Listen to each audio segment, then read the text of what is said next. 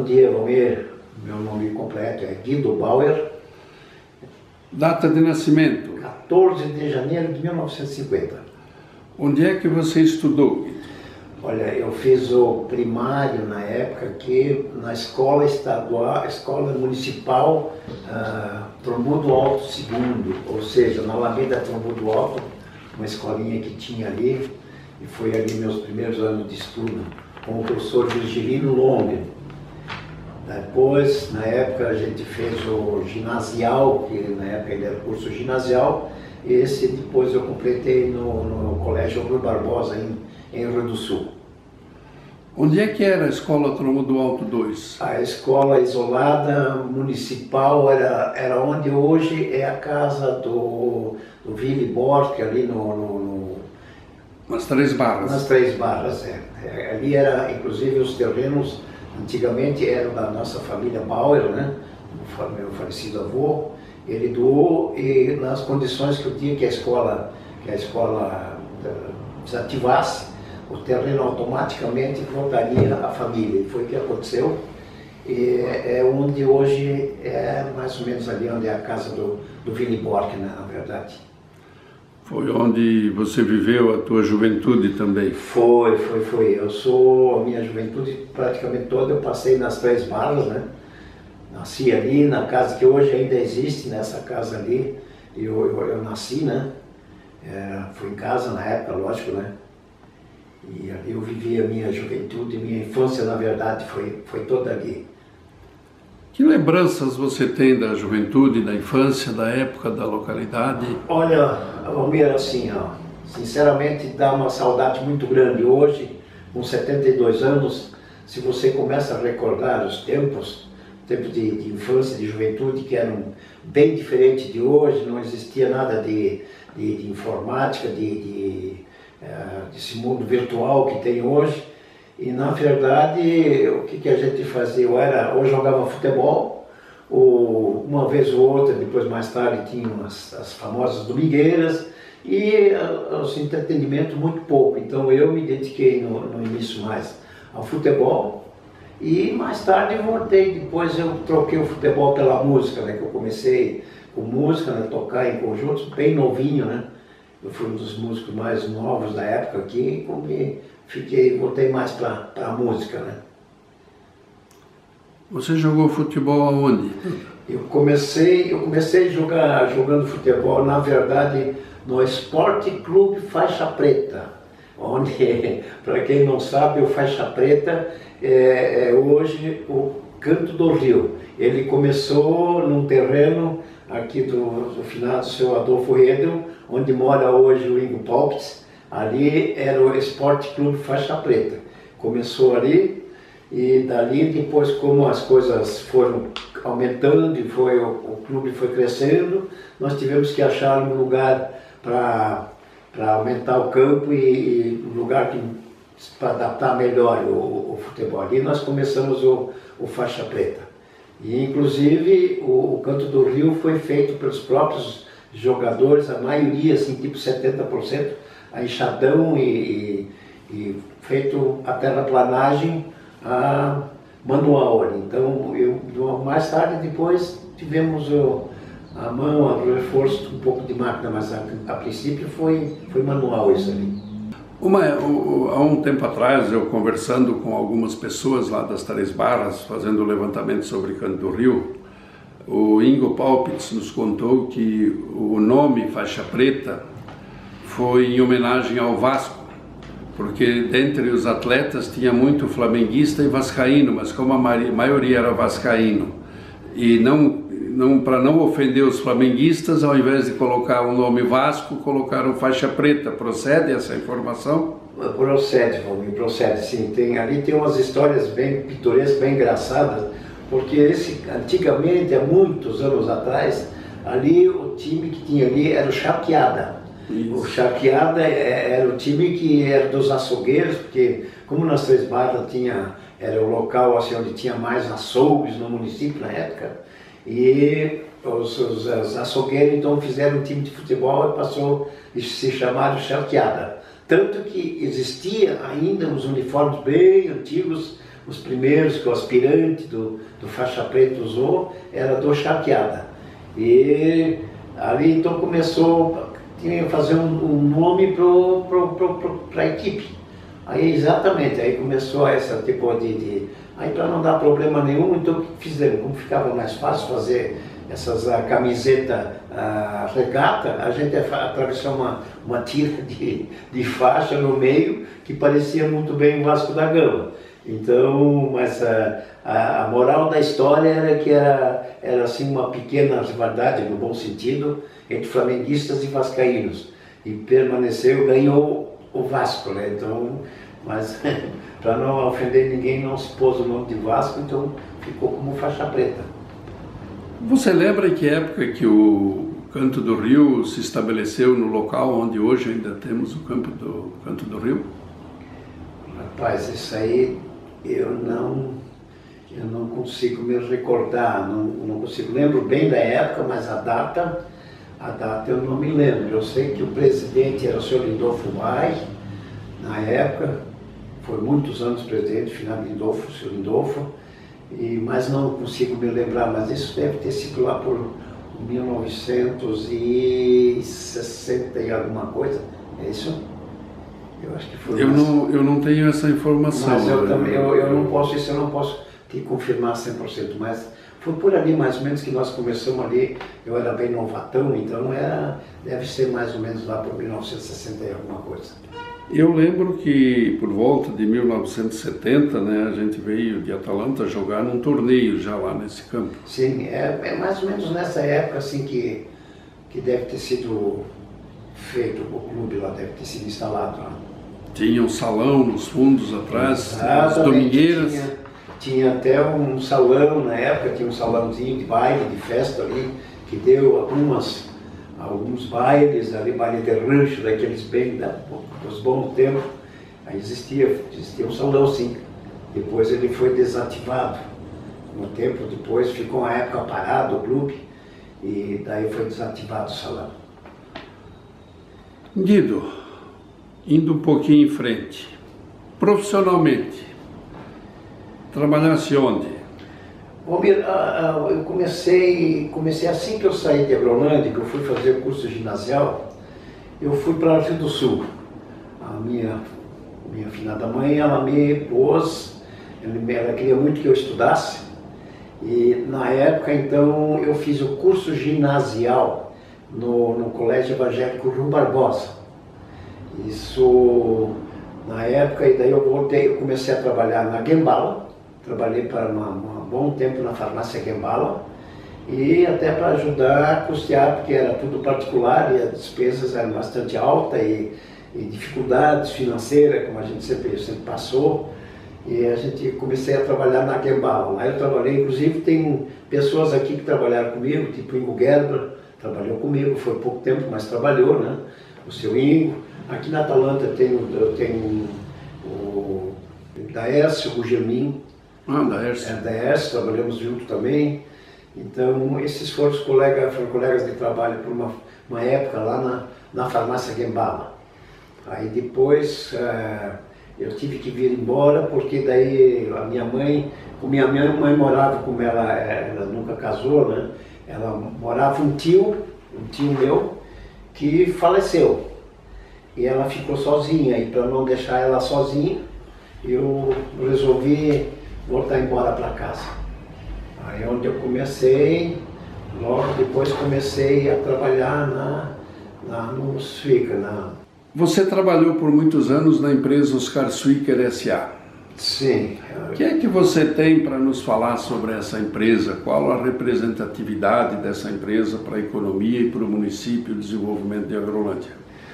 Olha, a Oscar Swicker, na verdade, na época que eu trabalhava lá, era uma empresa referência aqui, inclusive para a região, não só para o município de Agrolândia. Era uma empresa muito forte, uma empresa poderosíssima, que São algumas coisas que eu me recordo bem, assim, por exemplo, na época que o seu falecido, o seu Rolando, tinha uma frota de caminhão, quando aparecia poucas Jamanta na estrada, ele chegou a ter 10 caminhões Jamanta, que era o Scania 110, depois o 111, para você ver o tamanho da força que tinha. Caminhão de mato para puxar tora e coisa, era tudo um caminhão bom, Mercedes traçado na época, né? Que era o que tinha de melhor, que tinha de top. Na verdade, isso eram tudo caminhões da frota da Oscar Zwick S.A. Extremamente poderosa. É uma pena porque era a empresa que era o forte, o que mantinha a economia praticamente do município, girava em torno da Oscar Zwick, né? Pelo tamanho da empresa. Era uma empresa extremamente muito grande, uma empresa muito forte, que eu lembro que, assim, ainda por cima, que só aqui no centro, numa ocasião, eu lembro que tinha 140 e poucos funcionários, entre motoristas e funcionários do comércio e tal, aqui só no centro da cidade. E depois com a falência, eles praticamente, esse pessoal, uma grande parte desse pessoal saiu do município, foi uma queda muito grande na economia do nosso município, que ela praticamente girava em torno da Oscar Zwick, o município. Que tipo de atividades a empresa desenvolveu? Além do comércio, tinha madeira, fecularia, o que mais? Bem no começo, Valmir, isso daí até algumas coisas eu só vejo assim, ainda por comentário, mas bem no começo era açougue, laticínio, tinha o comércio no geral, onde hoje é a prefeitura, inclusive isso era o comércio, era uma empresa, era um comércio, né? Ela tinha duas madeireiras, tinha 2 fábricas de horta-safrais, tinha 2 fecularias, tinha, além do comércio, a beneficiamento de arroz. Na verdade, ela dominava a indústria e o comércio do município, praticamente tudo girava em torno deles. Além da frota de caminhões, né, de transportes, que na verdade isso já era particular, era do seu Rolando, não era da empresa, mas era do nosso chefe, né, do seu Rolando. A empresa era dele, né. Ela explorou a atividade de óleo de sassafrás também? O óleo de sassafrás foi um dos marcos fortes da empresa, inclusive tinha duas fábricas de óleo de sassafrás. Eu lembro que na época era muito valioso, o óleo de sassafrás era exportado, se comprava tudo que aparecia de óleo de sassafrás, se comprava para fazer o óleo, né, para fazer o aproveitamento. Era muito forte o comércio de óleo de sassafrás na época. Você conhece o histórico, a vida do seu Oscar Zwick em Agrolândia, de onde ele veio, como começou em Agrolândia? Não, o histórico da família eu não lembro, eu ainda cheguei, eu me lembro assim, mas eu era bem novo, né? Eu me lembro do seu Oscar Zwick, conheci muito bem a dona Hilda, né? Que era a esposa dele, né? Dona Roma Zwick, que ele falava. Mas o seu Oscar, eu não lembro de onde veio. Eu lembro que sempre foi muito comentado que ele foi o primeiro candidato, depois para o município, candidato a prefeito do município de Agrolândia, na época Tombo do Alto, que perdeu inclusive as eleições para o seu Adolfo Redel. Exatamente, eu já ouvi, né, que poucos meses após o resultado da eleição ele veio a falecer, né? As causas eu desconheço, não sei. Na verdade, essa história da morte do seu Oscar Zwick, ela até hoje a gente não tem várias versões e que a gente não quer nem chegar nessa questão, mas até agora eu também sinceramente não sei afinal qual foi exatamente o problema, mas a grande verdade é que ele logo depois ele perdeu as eleições, ele faleceu. Isso é verídico, isso é verdade. O falecimento dele em 1965, a empresa teve vida ativa ainda até 1976, por aí mais ou menos, né? 77, eu acho, né? É isso aí. Você tem ideia, à época, quantos empregados a empresa tinha, nesse conjunto todo? Olha, eu não faço, não sei te dizer assim, precisar a quantidade de empregados, mas eram muitos. Porque eu imagino que pelo menos ao todo com o pessoal o que a gente falava, o pessoal do mato, o pessoal que na época era todo o pessoal que tirava as madeiras, ou seja, era só araucária, ele só mexia com araucária, né? Não serrava outras madeiras. Isso era tudo feito pelos próprios funcionários empregados da prefeitura. Então, envolvendo isso tudo, eu imagino que pelo menos em torno aí dos 280, 300 funcionários, no mínimo, por esse deve ter, porque com a motoristada, com o pessoal todo, com o transporte, estou incluindo tudo, né? Mas lógico, na época de safra, que daí é mais pessoal, né? Que safra de arroz e coisas para serraria, mas eu imagino que passava bem de 200. Que a época representava talvez 70%, 80% do nível de emprego no município. É mais ou menos isso aí, era a empresa, o forte do município era a Suíca, né? Em todo sentido, né? Economia, empregos, eles eram os fortes do município, né? O meu pai foi puxador de leite para Oscar Suíca. Sim. De lá ele se tornou amigo do seu Edgar Koval, que era o responsável pelo laticínio. Sim. E por outros freteiros, né, que se encontravam, né? Meu pai se criou aqui em Agrolândia dos 3 aos 16 anos. E outro dia, conversando com o seu já agora falecido Alvin Haas, eu soube que meu avô, quando veio para Agrolândia, por volta de 37, trabalhou junto com o seu Alvin, escavando o valo de água que alimentava a fecularia e a serraria aqui, a turbina, né? Sim. Me contou o seu Alvin que trabalharam mais de 3 anos na base da picareta, do enxadão, da pá e carroça para remoção, e também tiveram que explodir muitas pedras para a passagem do valo de água, que hoje está praticamente desativado, eu acho. Sim. Mas ele me contava essa passagem. Eu falando lá na Agropel, hoje Agropel, esse valo eu acompanhei também ali, na verdade, a fazer a represa, que também leva água para a Agropel ali. Essa eu acompanhei também, foi mais ou menos, eu acho que uns 2 a 3 anos também para fazer a represa. Eu sei que ali foi uma esteira que era própria da empresa. Teve que ser trocado porque praticamente se acabou que ali também há muita pedra e coisa, se acabou ali para abrir esse valo para fazer também ali a turbina, que hoje é da Agropel ali, né? Com relação ainda a atividades profissionais, principalmente no que diz respeito à Agrolândia, né, você teve alguma outra participação em mais empresas aqui, ou então, eu sei que também mais tarde você acabou ingressando, né, na vida pública, na carreira política. O que é que você tem a nos contar sobre isso? Qual a sua impressão? Qual a sua história? Olha, Valmir, é verdade, eu passei por várias empresas, né? Na época, depois como eu já comentei, quando o Suíca, depois ele se ativou, o pessoal teve que procurar emprego.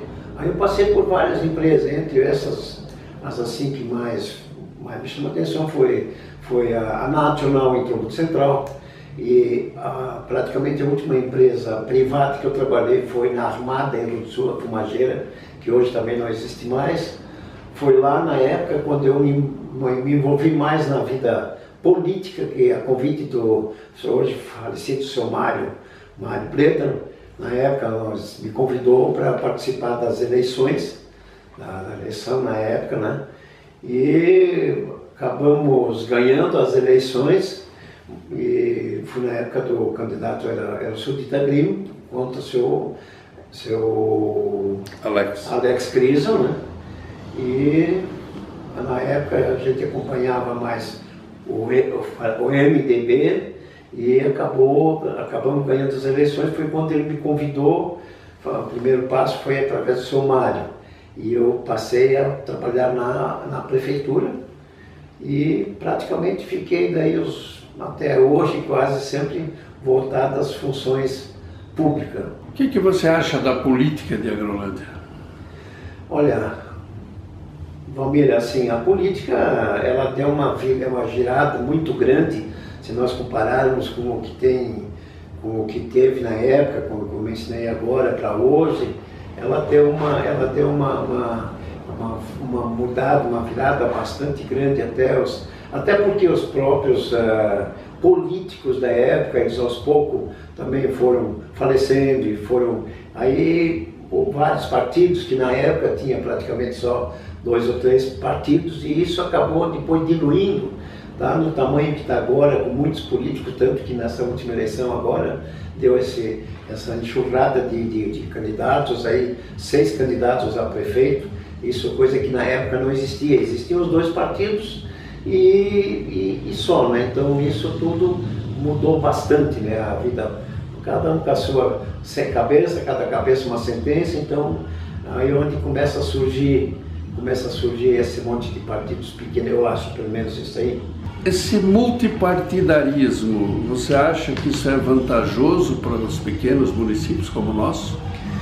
Olha, eu não sou a favor. Eu acho que tem partido demais, até porque tudo isso envolve dinheiro, tudo isso envolve finança. Então eu acho que é exagero esse monte de partido que existe hoje no Brasil inteiro, não é só aqui.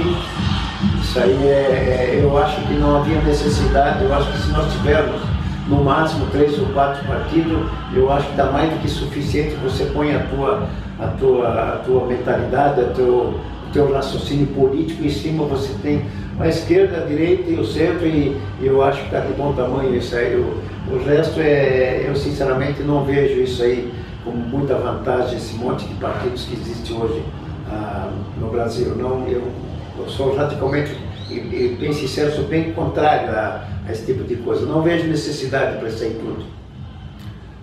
Concordo plenamente com você, e ainda acrescentaria mais. Esse multipartidarismo, esse excesso de partidos, ele nos tira a identidade, né? Nós não temos mais aquela identidade, você é do lado de lá ou Sim. do lado de cá. Na verdade, no fundo não eu falo com toda sinceridade, muito até só um jogo de interesses, na verdade, para de repente conseguir um objetivo que barganhas que politicamente você não consegue. Aí você lança um partido já com segundas intenções, mas é para fazer barganhas, como você comentou, e para chegar nos objetivos. E isso aí não é muito salutar, isso aí não é muito bom, eu vejo dessa forma. Você também, já comentou antes, começou muito cedo na música, não sei se é uma profissão ou um hobby, né? Mas eu creio que só prospera na música quem tem força de vontade e tem o dom. E você, sabidamente, todo mundo reconhece a qualidade sua como músico. O que você tem a nos contar sobre não só a sua história, mas também a história da música em Agrolândia, dos músicos, muitos conjuntos musicais, muitas pessoas afetas à música que nós já tivemos aqui? Olha, a história da música na Agrolândia realmente é uma época de ouro do nosso município de Agrolândia. Eu começou em 1950, comecei a tocar bem novinho, era um dos mais novos aqui dos músicos que tinha no município na época. Nós chegamos a ter aqui, quando nós tínhamos, acho que 5, 6 mil habitantes, nós chegamos a ter 7 bandas. E por sinal, posso dizer com toda a sinceridade, sem medo de errar, que nós tínhamos bandas muito boas de verdade. Nós tínhamos 7 bandas quando nós tínhamos em torno de 5 a 6 mil habitantes. Isso é muito lamentável, que hoje, na verdade, se nós analisarmos, nós não temos mais nenhuma. Então, aí eu até assumo uma parte dessa culpa, que a gente talvez não se envolveu mais nessa parte musical, mas é extremamente complicado. Mas nós tínhamos aqui, na época, sete bandas. E banda, por sinal, muito boa, que chegamos a ter bandas depois, mais para frente, que é os Meteoros, que fizeram, inclusive, algumas turnê, tipo Kerpes, lá por Rio Grande do Sul, na cidade de Tucunduva, Tupanandi, 3 de Maio, Rissotina, e por ali afora, de ficar, se eu não estou muito enganado, uma vez 13 dias, outra vez 15 dias, e era para a gente voltar na época, e não voltamos porque nós todos tínhamos os nossos empregos, e a gente não, eu, por exemplo, trabalhava nos FICA, então ninguém queria largar, era uma dúvida, largar os nossos afazeres, nossos empregos para se dedicar à música. Mas foi muito gratificante, a gente conheceu uma parte desse Brasilzão de Deus aqui, voltado à música. Como em outra oportunidade, nós fomos também, já daí com o segundo Meteoros, depois, que foi uma segunda versão dos Meteoros, fomos para o estado de São Paulo, para Assis, tocar uma festividade também, né, mais ou menos no mesmo contexto, da Cooperativa Rio Grandense, que foram 4 bandas aqui do Sul, que foram animar esse cap, e nós estávamos entre eles. Então isso, se você olhar para o lado na época, as 7 bandas que normalmente a gente tocava assim, bastante, olhar financeiramente, você vai ver que até financeiramente isso representava bastante, porque vinha esse dinheiro, esses recursos vinham tudo aqui para o município. O município você acabava gastando aqui nos comércios, aqui no comércio do município, esse dinheiro que vinha de fora, que nós trazíamos todo final de semana, e era todos eles que tocavam bastante. Nós tínhamos assim uma moral muito grande aqui, principalmente nessa questão das bandas, as bandas que na época eram muito fortes, os clubes de rei, clube de tiro, e nós tínhamos uma habilidade muito grande para fazer esses desfiles.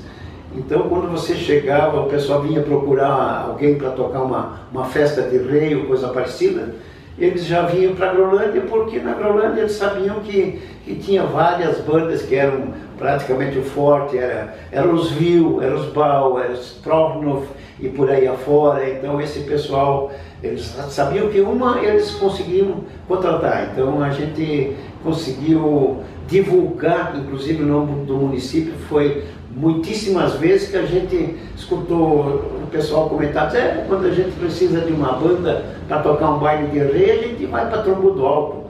Lá tem alguém aí que a gente pode, tem certeza que nós conseguimos contratar alguém. Então isso aí para a gente era muito prazeroso, porque deixou o nome do município espalhado por aí nos municípios da redondeza, principalmente, né? Assim, muito divulgado, e graças à música. Então eu fico imensamente grato, porque eu, com todos esses anos, foram mais ou menos, eu acho que, não tenho certeza, mas mais de 30 anos, quase que direto, assim, trocando de um conjunto para outro, e parava um, começava outro, mas quase sempre com os mesmos parceiros, mesmo pessoal, muitos anos foi isso. Então é lamentável que hoje não tem mais isso aí, né? Mas estão formando aí um pessoal novo, quem sabe amanhã depois volte de novo a ser o que, quem sabe, já era, né? Você acha que talvez o interesse público devesse ter sido mais forte no sentido de estimular escolas de música, como é uma situação, eu acho que mais cultural até, para que se mantivesse isso ativo no município, a gente pudesse ter continuado com esse tipo de atividade? Eu tenho certeza disso. Quem sabe faltou, até como eu já disse, eu assumo inclusive uma parte dessa culpa, que talvez os órgãos públicos, quem sabe, tivesse se voltado mais para esse fim, porque como nós éramos tradicionalmente conhecidos aqui pela música, um município bastante conhecido, quem sabe foi pifado nesse sentido. Eu, por exemplo, só para você ter uma ideia, quando comecei com a minha vida de músico, a minha mãe tocava um acordeão de 48 baixos por partitura, que isso não é todos que sabem, e ela tocava muito direitinho num acordeão da Hering de 48 baixo. E a mãe, como era a última da família, ela que cuidou da avó e coisa, quando a avó teve um infarto, ela não pôde mais sair, e ela me convidou mais ou menos nesse sentido assim, falava, Sônia Alemão, olha, esse acordeão aqui é teu e tu tens que tocar. Esse foi assim o que ela me ofereceu, que me convidou para tocar, tu tens que tocar. O que aconteceu? Eu fui parar na casa do seu falecido, seu Emílio Viu, que tenho só boas lembranças dele. Então eu ajudava um pouco lá, como ele tinha um descascador de arroz, tinha uma tafona na época, eu ajudava um pouquinho na lida deles, de diária, e eu meio-dia e à noite, ele me ensinava a tocar, inclusive por partitura, junto na época também tinha o Silvio Soiber, um grande parceiro, grande amigo, um grande amigo de música de muitos anos, e a gente ensaiava a música, então, o seu Emílio no bombardino, eu no acordeão, o Silvio depois no pistão, e começamos a nossa vida musical ali, quando era época de férias. Então enquanto eu ia me divertir com meus amigos, eu estava fazendo aula de música, né, aprendendo um pouco de teoria musical, né? E aquilo, graças a Deus foi assim, que me levou para mais tarde, depois do meu primeiro conjunto, foi o Conjunto Elite, de Agrolândia, e lembro muito bem hoje, já tem muito desse pessoal que já foi, né, já não existe mais, mas tem alguns ainda. Quem tocava comigo, lembro muito bem, seu Reinaldo Prona, que tocava bandoneão, falecido seu Afonso Prona, que tocava violão elétrico, e quem também tocava mais tarde, algumas vezes, não foi tanto assim, falecido seu Arthurzinho Prona, que tocava cavaco banjo, mais tarde contrabaixo, o seu Ulrich, que era nosso acordeonista. Eu tocava saxofone, sax alto na época, né? E o meu amigo Rosa Branca, seu Rudibert Schmeger, tocava pancadaria, que na época ainda não era bem a bateria, ele tocava pancadaria, porque ele dava pancada assim de quase saltar a bateria para cima, então ele tocava pancadaria. Mas é um grande amigo, grande parceiro, a gente de vez em quando conversa, e nós tivemos uma fase com essa bandinha, uma fase muito interessante. Uma das que eu me recordo, a Sociedade Caçadorense de Bocha, em Caçador, para quem conhece, uma sociedade muito grande, é uma referência lá na região. Nós tocamos a inauguração da Sociedade Caçadorense de Bocha, nós tocamos a inauguração lá, Conjunto Elite de Agrolândia. E, na verdade, tivemos uma série de convites para tocar várias dessas festinhas lá para lá, porque era música típica da região e um estilo bem diferente, né? E que agradava o pessoal, senão eles não convidavam a gente para voltar, né? Depois disso tivemos várias outras bandas, né? Além do Conjunto Elite, que eu lembro assim muito bem. Também foi na época que fazia concorrência aqui, os Bauer, né? Na verdade, tinha várias, na época, já várias outras bandas, mas as bandas assim, mais comentadas era o Conjunto Elite, que era o nosso, que a gente tocava. Daí também apareceu os Bauer na época, né?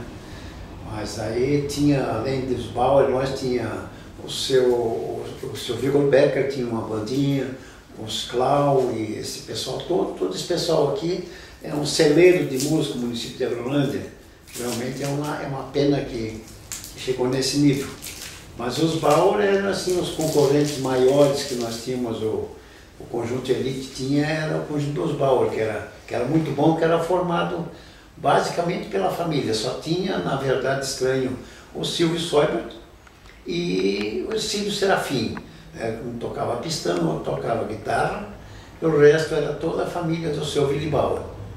Que hoje, dessa família do seu Willy, infelizmente, tem só ainda o seu Otvino, né? O pessoal já é tudo falecido. E desses conjuntos, aí depois, começou a aparecer outros conjuntos. São os CR7, que depois era o CR7, que na verdade também tem uma história interessante, que a gente, o CR7, que ninguém sabe o porquê CR7, porque tinha o conjunto até do Roberto Carlos, RC7, né? E nós era o CR7. CR7 por quê? Porque nós tivemos, na época nós ensaiávamos no Continental, e a gente tinha na época uma história que nós tínhamos comentado com o seu falecido, o seu Ed Cavil, que se a banda tocasse as festas de rei e algumas festas durante o ano, o Continental não nos cobrava aluguel nem nada. Então era para ser o Continental Ritmo 7. E como depois não deu certo, aí passamos só a abreviar CR7. Mas foi um conjunto assim, muita gente se lembra, foi uma época muito boa mesmo, e foi o CR7. E mais tarde, depois, também foi extinto, né? Porque daí na época já tinha músicos já de fora, daí o pessoal já abandonou, porque fica tudo mais difícil aqui para localização, era o pessoal do Rio do Sul, e na verdade também acabou extinguindo o conjunto. Além disso, porque eu me lembro de música, nós tínhamos na Serra, nós tínhamos o conjunto Serrano, que era o pessoal do falecido Didita, ali o pessoal até depois o Gabriel, o tio falecido Gabriel, com a família dele, o pessoal. Daí aqui nós tínhamos, além o Samurai, que foi pouco tempo que nós tínhamos aqui, que era o conjunto mais tarde, o conjunto do Antônio da Labamba ali, como é que era o nome ali? Os Reais do Tigre também. Tinha os Reais do Tigre, tinha os Orientais, que era o seu Hoffmann, né? O seu Oswaldo Hoffmann e companhia, Arlindo Schmidt e companhia. Então, na verdade, eram sete conjuntos. E todos eles tocavam bastante. Então, como eu já comentei, você olhar financeiramente, até olhar para esse lado, o município foi interessante para o município, porque na época a gente ganhava muito bem na música, por sinal, que eu sempre comento, que a gente ganhava na música, isso era hoje em dia o pessoal não quer nem acreditar, porque hoje se ganha muito pouquinho, né? Se toca praticamente por amor à arte, mas na época era considerado, eu posso dizer com toda sinceridade que a música me defendeu. Muitas parcelinhas de financiamento, de prestação e coisa, foi através da música, que como nós tocávamos muito, e era um conjunto assim, bom, considerado bom na época, a gente conseguia um precinho bom, né? E isso ajudava financeiramente, ajudou muito, né? Em relação à música, hoje a gente ainda tem aqui algumas manifestações, às vezes até por iniciativa privada, né? não com apoio do serviço público, ou muito pouco do serviço público, ou espaço público, algum maestro, algum professor de música que dá algumas aulas isoladamente. Isso tem contribuído ou isso não propicia motivação, às vezes, de um jovem, de um adolescente, porque ele não tem como se espelhar em uma banda do município? Será que isso faz falta? Não, realmente faz. Ele não deixa de ser importante, né? Os nossos professores que fazem algum trabalho desse com a rapaziada, com a gurizada mais nova, é interessante, mas o importante seria, porque todo mundo, se ele está se preparando para a música, ele também quer um destaque, ele quer mostrar a sua arte, o seu serviço. E se você não aparece na foto, daqui a pouco ele desanima. Então, interessante seria partir da própria parte pública, né, do órgão público, quem sabe um pouco mais assim, que na verdade hoje existe ainda alguma coisa nesse sentido, mas quem sabe dar mais uma ênfase maior a esse pessoal aí para incentivar, né, essa moçada nova a se dedicar um pouquinho à música de novo. O músico quer palco. O músico quer palco, exatamente. O músico quer destaque, ele quer ser notado, né? Se você não tiver palco, não for notado, no anonimato ele vai desanimar e ele vai desaparecer. Muito logo ele não vai mais se interessar, né? Guido, uma pergunta um pouquinho aleatória. Vendo às vezes vídeos na televisão, a gente depara com vídeos de uma pessoa chamada Andy Borg. Essa pessoa tem algum ou teve algum vínculo com a Agrolândia? Não? É um músico alemão, né? O Valmir, Andy Borg é uma história que eu ouvi essa história há alguns anos atrás, e essa história realmente até eu teria um interesse muito grande em ver qual a real história disso aí. Porque o que aconteceu? Eu vou te explicar. Minha mãe, eu sou filho de mãe solteira, todo mundo sabe disso, não conheci meu pai, é uma outra história. Mas ela teve uma pequena passagem com o seu Arnoldo Borg, morou com ela, né? Na verdade se juntaram, para ser assim. E esse seu Arnoldo, ele foi funcionário do seu Siegfried Bauer na época. E ele depois, inclusive, chegou a falecer na Comercial Bauer, infartou ali. E ele era, na verdade, meu padrasto.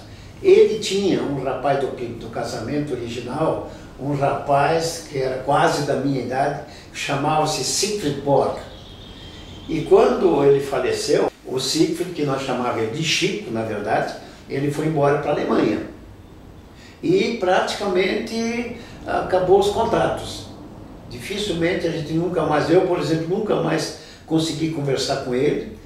E segundo as versões que o pessoal quer dizer que é real, esse Andy Borg é filho do Chico Borg. Então até a notícia que apareceu para mim aqui, que é um agrolandense, que o Andy Borg é agrolandense. Não, ele pode até ser filho de agrolandense.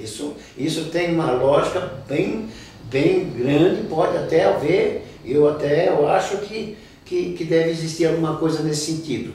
Mas a gente não tem, eu não tenho certeza nenhuma. Me parece que até o Siegfried, que é o Chico, que é o pai do Andy, parece que já faleceu. Eu sei que o último que teve contato com ele, que eu lembro, que eu ouvi comentar, foi o Sr. Ingo Gerber, que numa ocasião, como ele tinha que ter alguns documentos, porque ele ainda tinha um vínculo, não sei se não era vínculo, mas algumas coisas que era do falecido Arnoldo, ele precisava de documentos do Siegfried da Alemanha. Aí o documento que eu lembro, até por sinal, que foi muito comentado, o documento veio da Alemanha, mas aqui no Brasil esses documentos não foram aceitos, que precisava firma reconhecida, uma série de coisas, de detalhes, que esses documentos não foram aceitos pela justiça brasileira. Mas me parece que o último que chegou a ter contato com o Siegfried, né, com o pai do Andy, no caso, seria o Ingo Gerber, mas também já tenho certeza que nunca mais ele teve contato com ele. São histórias da vida, né? São histórias da vida, isso. Guido, ainda voltando um pouquinho à música e às festas, nós já conversamos um pouco sobre as festas de reis dos clubes, e você como músico abrilhantavam essas festas. Tu tens como nos contar um pouquinho como é que funcionavam essas festas de reis e rainhas de bolão, tiro, dos clubes sociais? Início da parte da manhã, as festividades aconteciam durante o dia, tinha um baile no final, como é que isso funcionava? Assim, os bailes, as festas de reis, se você analisar os bons tempos, eu sempre falo que os bons tempos, os bailes de rei era assim, normalmente era 4 bailes a sociedade por ano, 4 bailes, dois era reis separado e rainhas separado. Então um no primeiro semestre e muitos no segundo semestre, e eram separados. E esse desfile de rei, isso eram desfiles sem medo de errar, mas tinha no mínimo ali perto de 100 pessoas desfilando, e muitos até com camisa do clube, as bandeiras, toda uma tradição extremamente bonita, linda de verdade. E à noite, aí, durante o dia inteiro, a competição ou era tiro, era bolão, e se participava o dia inteirinho até no final da tarde. Final da tarde, normalmente depois no começo da noite, começava o baile. Esse baile começava mais cedo do que hoje, era feita a entrega das faixas e coisa. E daí esse baile ia até mais ou menos no clarear do outro dia. Era extremamente, para os músicos, extremamente interessante, porque às vezes no outro dia você começava às 8 horas do dia anterior e se bobeasse um pouquinho às 5 horas do dia seguinte, você ainda estava tocando. Tinha alguns um pouco mais teimosos, então esses aí viravam à noite, era festa de verdade. Realmente era extremamente bom isso, e nós tivemos essa felicidade que aqui ainda hoje existe, né? Continental, Floresta, Ipiranga.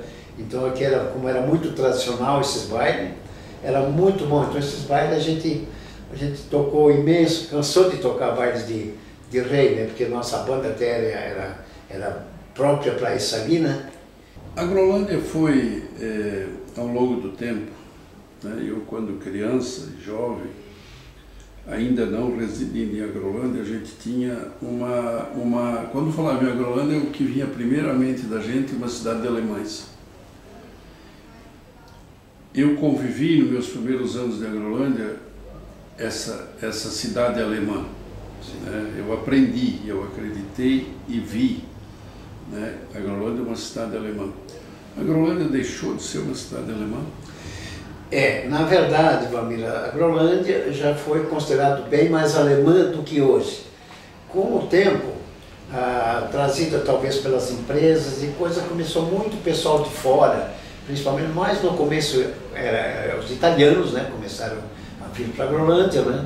Mas antigamente, basicamente na minha juventude, tanto que, por exemplo, a nossa família Bauer tinha até dificuldade de falar o português.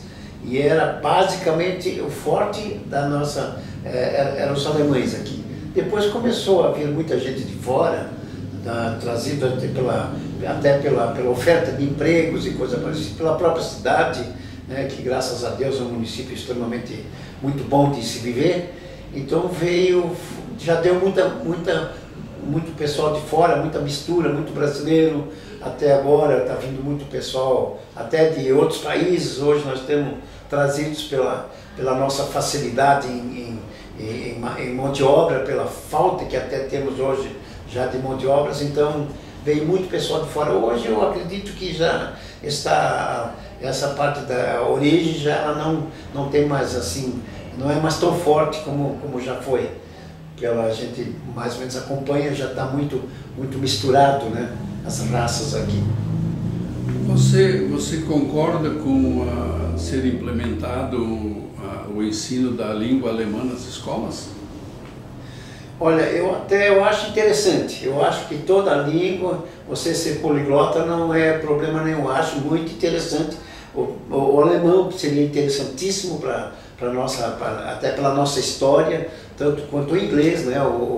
Mas principalmente o alemão, como nós somos assim, uma descendência bem forte da origem, quem sabe o alemão seria extremamente interessante, né? Porque eu acho que a cultura, isso não tira pedaço, isso aí seria muito bom se fosse implementado, fosse introduzido no currículo, né, nessas escolas, um pouco, pelo menos um começo, um início da língua alemã, a língua germânica. Você acha que nós temos que resgatar a nossa identidade como origem alemã? Eu acho interessante se a gente conseguir voltar um pouco, até pela nossa formação germânica aqui, eu acho que se nós conseguirmos resgatar, eu acho que seria bem interessante. Seria um destaque para o nosso município aqui, a gente voltar a resgatar alguma coisa das nossas origens. Porque hoje, se você analisar, nada contra, eu até faço parte, por exemplo, hoje praticamente é mais forte a origem gaúcha. Nós temos hoje, né, o pessoal que está mais envolvido com a parte gaúcha, que eu também faço parte, gosto e aprovo, e eu acho extremamente interessante.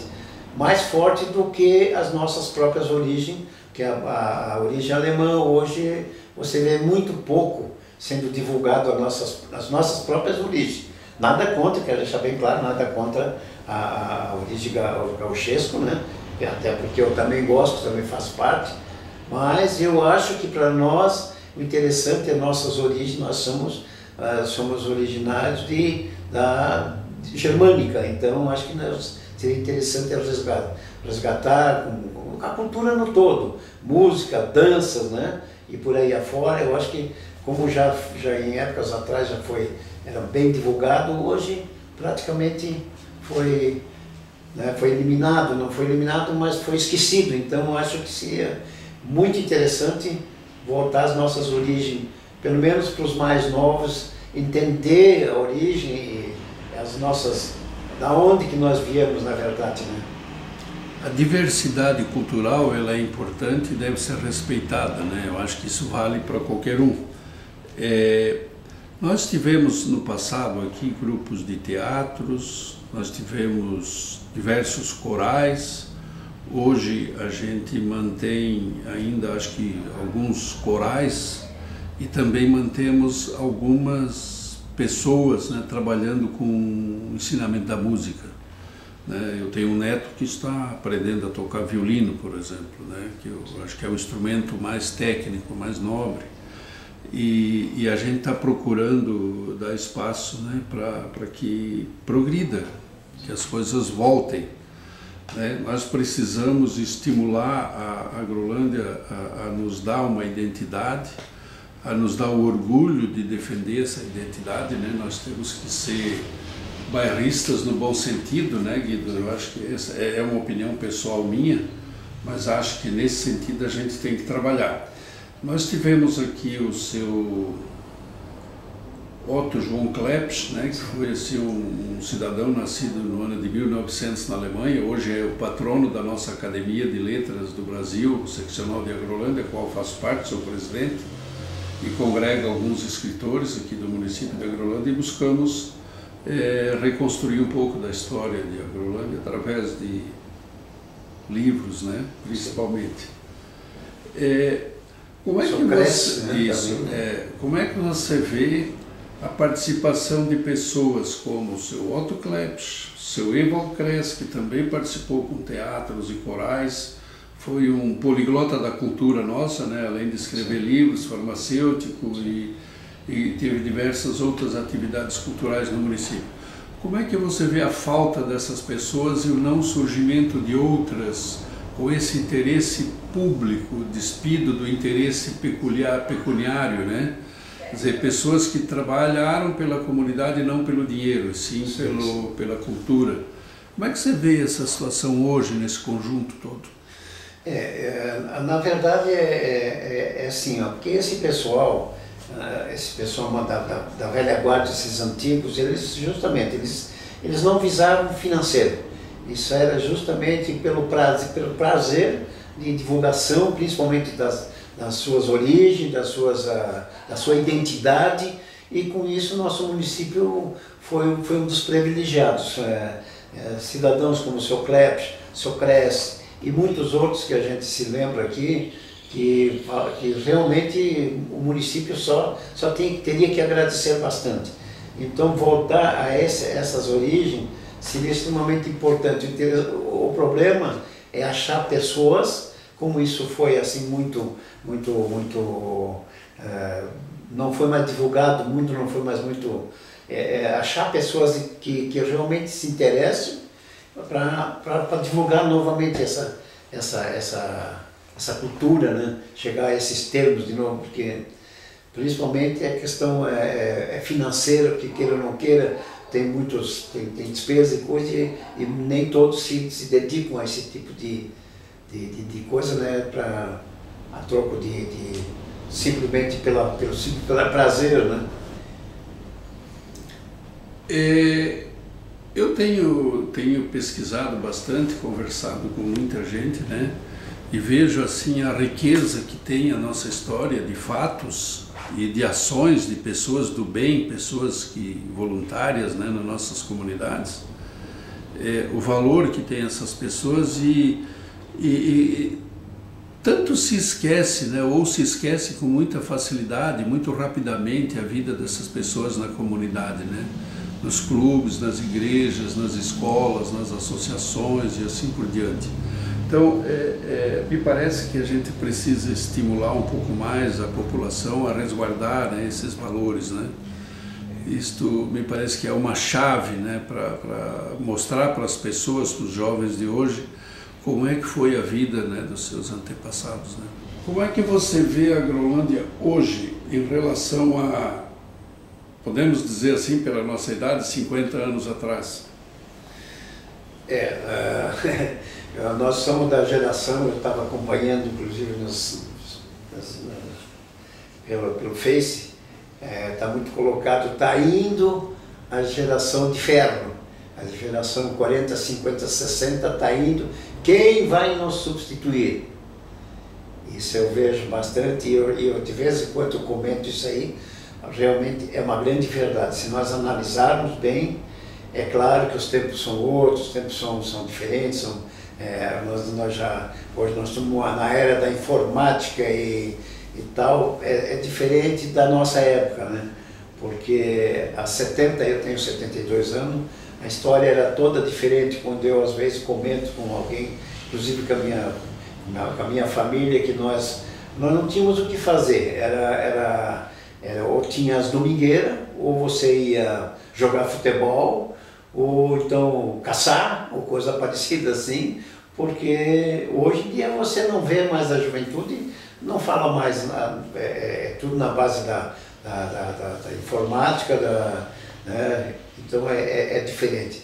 A vida realmente deu uma guinada, né? Virou, né? Mudou tudo, né? Queira Deus que isso tudo acabe muito bem, porque eu vejo, eu sou ainda a favor sou da geração de ferro, eu sou da época de 1950, né? E com muito prazer que me trouxe até aqui. Hoje eu tenho até uma certa dificuldade em acompanhar algumas coisas da modernidade, mas eu tenho orgulho da minha época de 1950. Vamos fazer umas duas considerações finais só, Guido, né? Ou se você tiver algum outro assunto que você gostaria de deixar registrado, fique à vontade, você tem a liberdade para falar do que quiser. Quem é Guido Bauer? Guido Bauer, bom, Guido Bauer, a maioria do pessoal aqui, eu acho que tem muito poucos que não me conhecem, ou o tio Guido, como queiram, né? Guido Bauer é filho da dona Erika Bauer, né? Que tem umas histórias assim, várias histórias de todo gênero aqui, envolvido sempre com clubes, com música, com futebol, eu participei praticamente desde muito novo, política, né? Que na verdade, como vereador, né? Eu fui eleito, que nem eu imaginei que um dia eu ia me meter na vida pública. Fui eleito vereador na época com 427 votos, que sempre me deixa bastante orgulhoso, porque na época fui o mais votado na minha... Depois participei da primeira eleição do José Constante, hoje prefeito municipal, como candidato na majoritária vice-prefeito, que eu acho que também dei a minha participação. Então, partindo desde a vida social à pública, sempre participando, assim, envolvido em muitas coisas, em futebol, em clubes, em sociedades, muitos anos aqui no Floresta, como nós já comentamos, desde a época de Faixa Preta, Canto do Rio, Cesteada do Bento Ramos, e por aí afora, os Cavaleiros Sem Destino, e por aí afora, envolvido na vida pública e social, mais ou menos aí que a vida inteira praticamente, né? Desde novo, sempre envolvido. Então eu fico sempre muito, eu falo, agradeço a Deus pela pessoa que eu consegui ser durante essa minha trajetória toda, e que a gente não teve até hoje assim nada que me desabonasse 100%, né? Vivendo uma vida que eu sempre comento, eu não conheci meu pai, não tenho irmão, não tenho irmã, então viver uma vida mais ou menos, não 100%, mas mais ou menos dentro daquilo que a sociedade nos cobra, né? Então eu acho que não tenho nada a esconder e só tenho que agradecer a minha falecida mãe, que me educou de uma forma que hoje, na verdade, a gente é o que é, né? Se você, sabidamente, a nossa idade, a gente está chegando ao limite, né? Mas vamos que a gente não esteja mais de corpo presente, mas imagine-se hoje, Guido, daqui 30, 40 anos, seus netos, bisnetos talvez, e se você pudesse vê-los e dar alguma mensagem a eles, o que você diria? Olha, aí é uma situação que, o que eu diria? Que façam, tenham um pouquinho do exemplo dos antepassados, que eles não, com certeza eles não vão deixar nada de negativo, que tente tirar o positivo o máximo possível daquilo que os antepassados deixaram, né? A vida valeu a pena? Valeu sim. Valeu muito a pena. Em todos os sentidos valeu a pena, entre altos e baixos, é como eu sempre comento, a gente não veio de berço de ouro, sempre tudo foi assim bem sacrificado, assim, uma coisa que... Mas valeu muito a pena, graças a Deus. Olha, eu não tenho absolutamente nada a reclamar, só agradecer a Deus por ter trazido a gente até essa minha idade aqui, e graças a Deus ainda em condições de acompanhar um pouco a atualidade.